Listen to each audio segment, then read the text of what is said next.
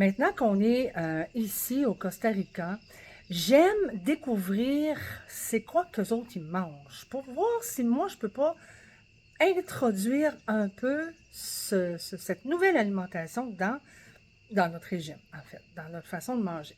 Et nos amis qu'on a désormais, eux, ils viennent pas du Costa Rica, ils viennent du El Salvador. Et puis, écoute, elle m'a montré des choses, c'est tellement bon, mais tu sais, moi je capote. Elle m'a montré à faire ce qu'on appelle du pupusa. Euh, c'est comme un tortillas de maïs. Dans ton tortillas, ben, tu as des haricots noirs, tu as du fromage, beaucoup de fromage. Et tu as une salsa qui vient avec ça, puis tu as une espèce de choucroute aussi qui mange avec. En tout cas, tout ensemble, ça fait vraiment bon. Puis je vais la voir régulièrement, puis elle m'apprend beaucoup à cuisiner à la manière qu'elle connaît. Puis moi, ça me fait du bien parce que je viens de loin, moi, au niveau de la cuisine. Je n'ai jamais été une cuisinière hors pair. Je me débrouille bien dans la cuisine, mais sans plus. Tu sais, je veux dire, je fais encore coller de l'eau dans le fond de mon chaudron des fois. Ça, c'est mon chum qui dirait ça. Je suis pas la meilleure cuisinière au monde, mais je me débrouille quand même bien. Et par contre, quand j'étais au Québec, j'avais vraiment commencé à modifier mon alimentation à ce moment-là pour essayer d'éliminer de notre vie tout ce qui est OGM, produits transformés, les mauvais gras, le sucre industriel, puis essayer de devenir de plus en plus autosuffisante avec ce que je mange. Et puis, j'avais commencé à faire du fromage. J'ai mis une vidéo sur TikTok de comment est-ce que je peux faire le fromage à partir d'un yogourt. Et puis là, j'ai essayé en fin de semaine de faire mon premier fromage ici, pas à partir d'un yogourt, parce que le yogourt qui est vendu ici, j'ai pas trouvé ce que je cherche. Je cherche un yogourt qui a 2, au maximum 3 ingrédients seulement.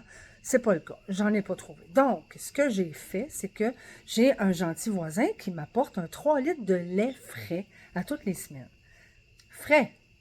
Tu sais, genre frais. Un lait vivant, OK? La différence du lait qu'on achète en épicerie qui est mort, tu comprends pourquoi?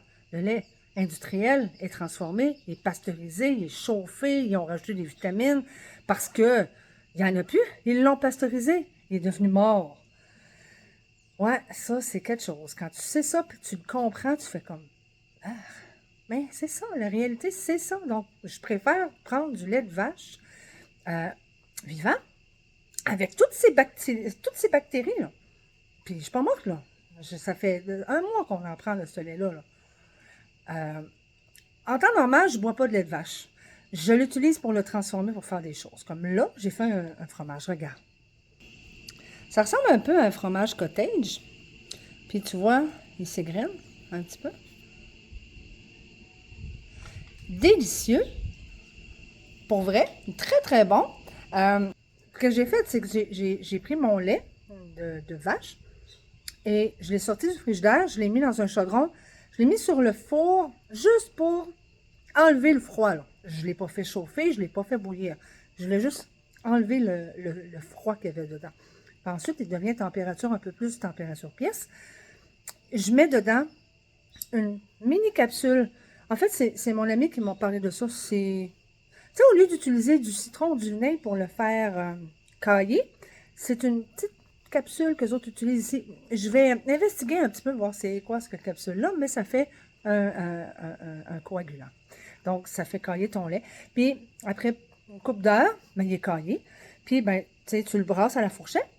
Et ensuite, ben, tu l'égouttes. Et ce qui reste, ben, c'est ça. Ça peut pas être plus naturel. Je mange un fromage qui est vivant.